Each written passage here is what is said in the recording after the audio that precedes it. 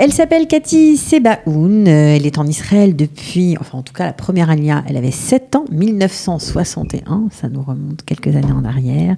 À l'époque où Ashdod était pleine de dunes de sable, elle a eu la chance de connaître ces paysages idylliques. Elle est là aujourd'hui pour nous raconter son parcours d'alia et son engagement sur la liste Ashdod Tenatsear de du représentant Eli Nachmani. Salut Cathy. Bonjour. Bienvenue. Merci beaucoup. Alors, ça fait plaisir d'accueillir des Olim Vatikim, comme on dit, des gens qui sont en Israël depuis longtemps, parce que le parcours est toujours en général très intéressant. Alors, vous êtes arrivée petite fille ici avec vos parents. Mm-hmm. Qu'est-ce que vous gardez comme souvenir de cette période ? Une période magnifique, pleine de liberté pour les enfants. On allait à l'école et on finissait à 1h. C'était vraiment un miracle parce que on n'avait pas l'habitude et on passait. C'était peut-être pas très bon pour les parents, mais pour nous c'était magnifique. On jetait nos chaussures dans la maison, on jetait nos cartables et on était dans la rue toute la journée. Sur le sable. Sur le sable, on courait partout. Il y avait on partait des fois, on se perdait d'ailleurs. On allait tellement loin qu'on arrivait à la plage et c'était magnifique. Ok, donc ça c'est. Et l'école était très très différente par rapport à ce que j'ai connu quand j'étais enfant en Algérie, puisque c'était des morottes, des maîtresses qui nous faisaient manger. On sortait nos petites serviettes, on faisait notre petit repas.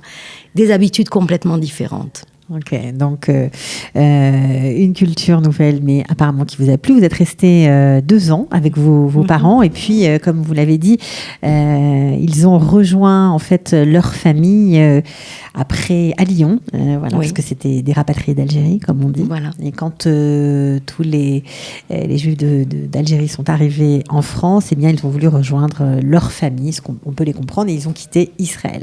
Ça vous a pris combien de temps pour revenir ? Alors, le temps me paraît long, puisque je suis restée quand même 10 ans en France. J'ai fait toute ma scolarité, mais il me semble que c'est une période plus longue. Mais quand je regarde les dates... Le temps passait lentement. Voilà, quand je regarde les dates, je m'aperçois que c'est seulement 10 ans où j'ai fait tellement de choses. Alors, vous êtes revenue passer votre bac en Israël, c'était assez moderne à l'époque. Oui. Voilà, j'ai décidé, il y avait une sorte de... Je crois que c'était l'Aliyat HaNoar qui organisait cette proposition de faire son bac dans une école à Natania. On était à Natania, avec des gens qui venaient de France et du Maroc. Mm-hmm. Et j'ai appris à connaître les Juifs du Maroc. Ça m'a complètement épatée. Parce que moi qui venais d'Algérie et qui était coupée de cette Afrique du Nord... Oui, parce que c'était l'Algérie française, ne l'oublions pas. Oui, mais c'est surtout qu'on l'a laissée derrière. C'est même si elle était française, elle était aussi africaine. Ouais. Et cette Afrique du Nord que j'ai redécouvert avec des amis qui venaient du Maroc, et j'étais vraiment séduite, exactement. C'était chaleureux. C'était très chaleureux. C'était vraiment une belle période pour moi. Alors, vous restez en Israël, vous vous installez, alors là, pour le coup, à Jérusalem, où vous avez fait la Mechina, la fameuse Mechina de Jérusalem, qui a plus de 40 ans aujourd'hui. Et vous avez étudié la philosophie, les relations internationales. Vous avez surtout appris l'anglais, je crois, pendant vos études. Oui, j'ai dû me mettre un petit peu à l'anglais pour écrire mes devoirs, parce que pas toujours j'ai pu les écrire en hébreu. Ouais. Mais bon, finalement, j'ai quand même appris l'hébreu avec le temps. Avec le temps, oui. D'accord. Alors, ce qui est intéressant, c'est que vous n'avez pas du tout bossé dans votre domaine de compétences, dans ce que vous avez étudié. Non.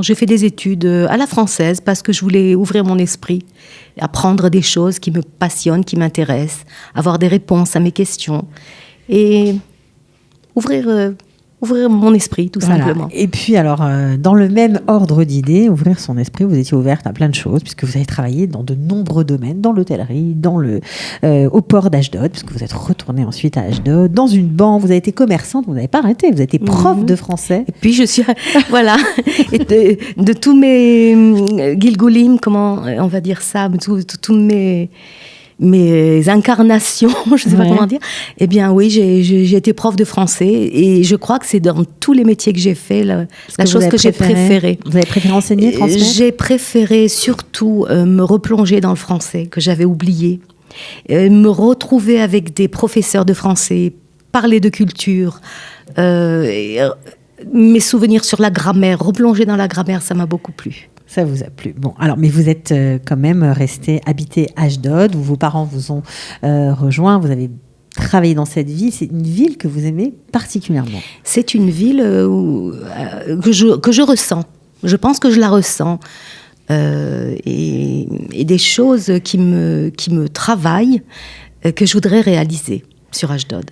Parce que c'est quoi ? C'est votre... parce qu'on parle toujours d'Israël dans sa généralité, mais là, pour vous, c'est la ville... C'est le berceau de mon enfance, je dirais. C'est-à-dire... la lumière d'Ashdod, j'ai vécu à Jérusalem assez longtemps, mais chaque fois que j'arrivais à Ashdod, la lumière d'Ashdod me remplit de bonne humeur. Voilà, j'ai jamais des hauts, des bas, j'ai des hauts. Quand je suis à Ashdod, je suis bien. Alors, votre goût pour la culture vous a amené à découvrir encore une autre facette de vous-même, puisque vous êtes mise à chanter. Voilà. J'ai décidé de faire une chose qui me plaît, et j'ai appris à chanter. J'ai été au conservatoire. J'ai été également au Centre culturel de Monart, où j'ai participé à la chorale de Monart avec quelqu'un de formidable qui fait des adaptations de chants israéliens modernes. C'était vraiment très très beau. Et donc, forte de tout cela, j'ai fait mes spectacles. J'ai contacté des bons musiciens. On a préparé des chansons, on a fait des spectacles en français pour réunir justement cette nouvelle communauté française qui s'amène, qui remplit de joie la ville d'Ashdod et pleine de nouvelles choses. Et voilà, j'ai fait ce spectacle. C'est assez saisissant parce que dans chaque ville, puisqu'on voit passer beaucoup de gens ici, on a l'impression que la chanson, notamment la chanson française, est fédérateur. Alors, Ashdod, c'est une ville où il y a beaucoup de Russes, dans mon quartier surtout. J'habite dans un quartier où il y a 80% de Russes. Et donc, quand j'étais professeure, j'avais beaucoup d'élèves de Russie. Et je me suis aperçue que ils aiment la culture française. Et moi, mes élèves, c'était des très bons élèves qui avaient Et je pense que quand je chante en français, ça réunit pas mal de gens, pas que les Français. Et ça m'a plu. C'est ça qui vous a plu. Alors d'ailleurs, ça vous a tellement plu, vous avez même créé un spectacle qui s'appelait Kibbutz Galouyot. Alors là, pour le coup, en plusieurs langues, pour étendre encore plus cette espèce de lien fédérateur. Bien sûr, d'abord, il faut chanter en hébreu. Et il y a des chansons que j'aime en hébreu. J'adore chanter en hébreu. D'ailleurs, je crois que c'est le départ de mon amour pour la musique, c'était les chansons israéliennes. J'adorais les chansons israéliennes classiques. Et puis, donc, j'ai mis des chansons israéliennes, Arik Einstein, des choses que j'aime, qui sont de mon époque, de mes 20 ans. Et puis, j'ai mis des chansons américaines aussi, puisque il faut ouvrir aussi sur les styles, et ça s'est très bien passé. D'accord. Alors, grâce à ce programme de chansons, et grâce à une rencontre avec une jeune femme qui s'appelait Ina Fourman. Tout à fait. Vous avez été encore plus loin. Vous avez créé un festival. Alors... Ina et moi, enfin beaucoup Ina, je dirais, bien sûr, a fait un festival donc de Kibbutz Galouyot aussi. C'était la même idée, on s'est retrouvés sur cette idée. Et elle a fait venir donc des gens, des créateurs de musique. Je veux dire, c'était vraiment des chansons originales. Moi, je n'ai pas chanté de chansons originales, mais... dans toutes les langues en tout cas, et c'était vraiment formidable. Ça a beaucoup marché. C'est à Toubéave, c'est ça ? Je crois que c'est tous les ans. Ce festival se refera tous les ans à Toubéave, et donc nous invitons tous les jeunes compositeurs à s'inscrire au festival Toubéave d'Ina Fourman. Et comment on fait pour s'inscrire ? C'est une bonne idée. Je pense que oui. Sur une page Facebook ? Exactement. D'accord, voilà. En hébreu, j'imagine. C'est hébreu-russe, vous avoue, mais enfin, vous savez, aujourd'hui, on appuie sur un bouton, on a toute la traduction. Donc, Toubéave Festival, si vous êtes jeune auteur, compositeur francophone, vous avez envie de mettre de rajouter une corde à votre arc et de créer des chansons pour ce festival, vous pouvez cliquer sur cette page, mais vous ne vous êtes pas arrêté là. Dans votre désir de rassembler, c'est surtout au cœur de cette ville que vous aimez tant, et que tout le monde le sait, il y a beaucoup de partitions, de gens qui sont un peu en clan. Voilà, je pense qu'à Ashdod, c'est très étonnant que les différents quartiers sont pratiquement déterminés par l'origine des personnes. Si on va à Vav, on trouve des Éthiopiens. Si on va à Yudbet, on trouve des Français, etc., etc.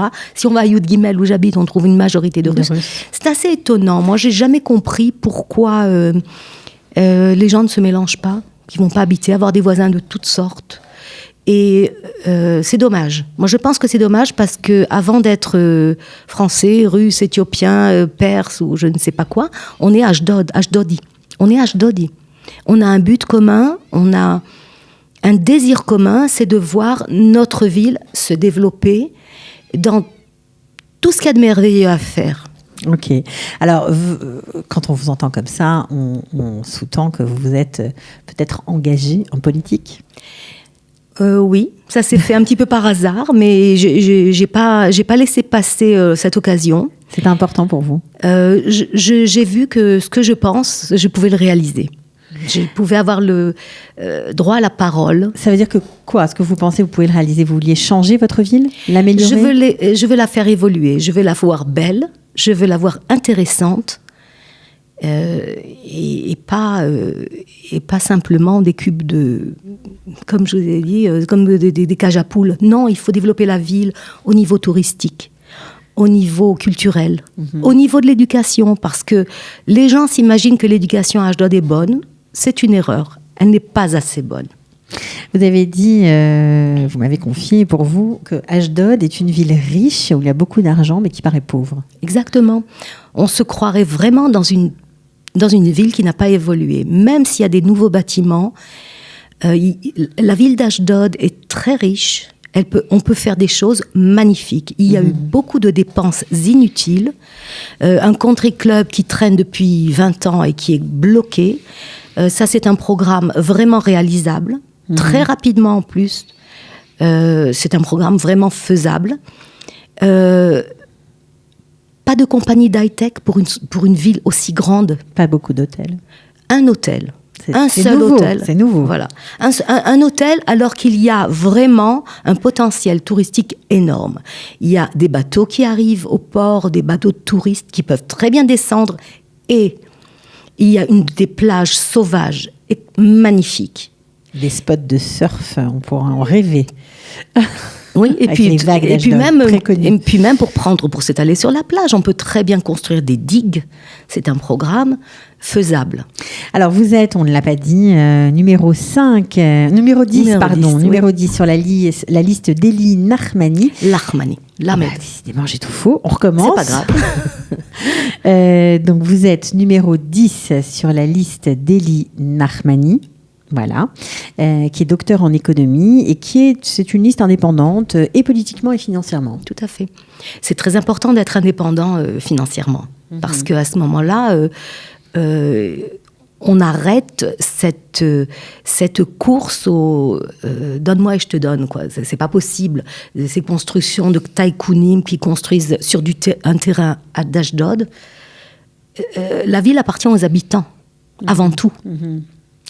On pourrait parler longtemps de ce programme. Je crois qu'on va même consacrer une émission complète à votre candidature, à votre engagement.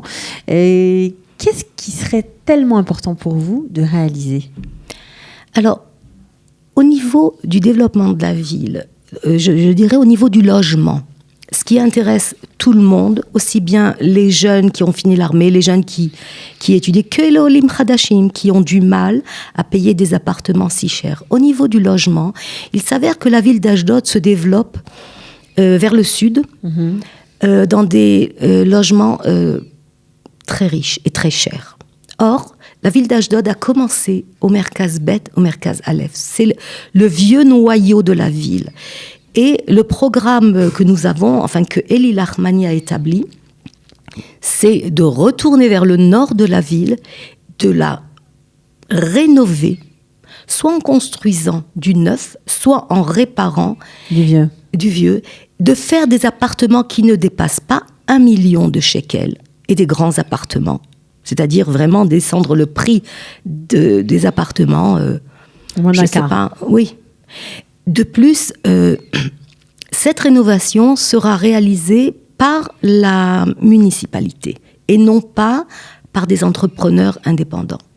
Tout sera géré par la municipalité afin que les jeunes, les gens qui veulent acheter un appartement et les gens qui veulent louer aussi, parce qu'il a l'intention de construire, je dirais, ça s'appellerait peut-être des HLM, on dira comme ça, des appartements à loyer modéré.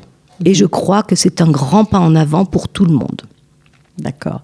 Quel est votre plus joli souvenir dans cette ville d'Ashdod que vous aimez tant ?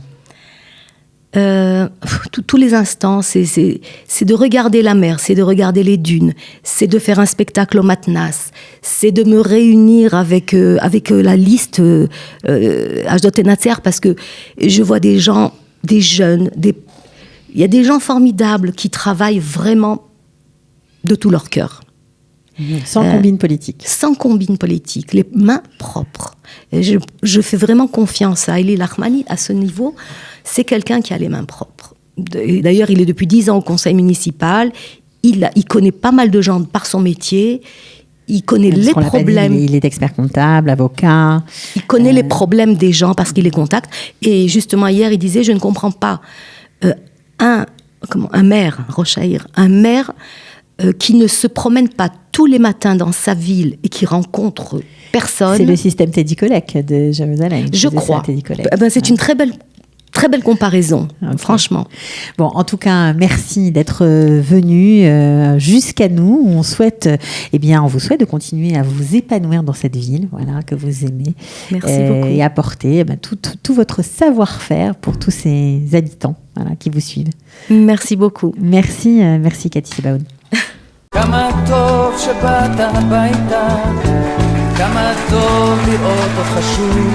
Ils ont relevé le défi de l'Alia. Studio Kalita vous raconte leur histoire. Alia Story, c'est vous, c'est nous.